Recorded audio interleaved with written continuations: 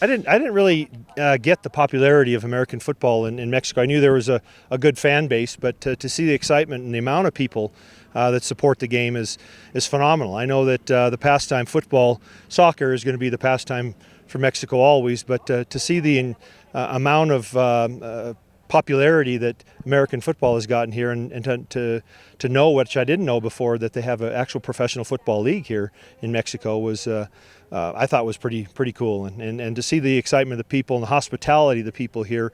We've been to our anthropology museum on Tuesday and got a chance to go into see a little bit of the history in the early 1300s to 1500s, the Aztec Empire and the Mayan Empire that was part of the culture here in Mexico City, and how proud the people are here in Mexico City, and how hospitable they have been, and how great the food is too, I might add. That it's just been a wonderful trip, and my first visit ever to Mexico City. I've been to up north in Tijuana when we played in the Holiday Bowl back in college, and have spent a few times in there, but and also in Los Cabos, to play some golf over the years, but never been to Mexico City itself, and it's just a very historic and has a great culture, and the people have just been wonderful.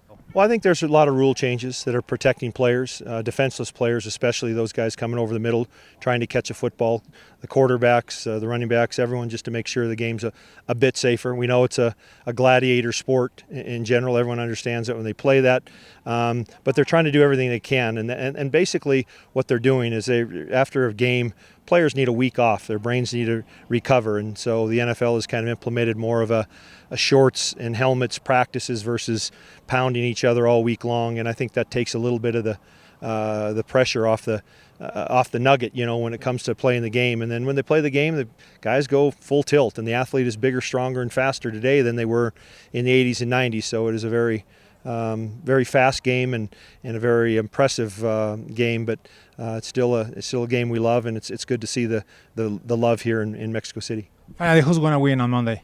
Well, the Raiders are playing very high, and of course the Hispanic community supports both these franchises. I think there's a lot of Raider fans everywhere, and what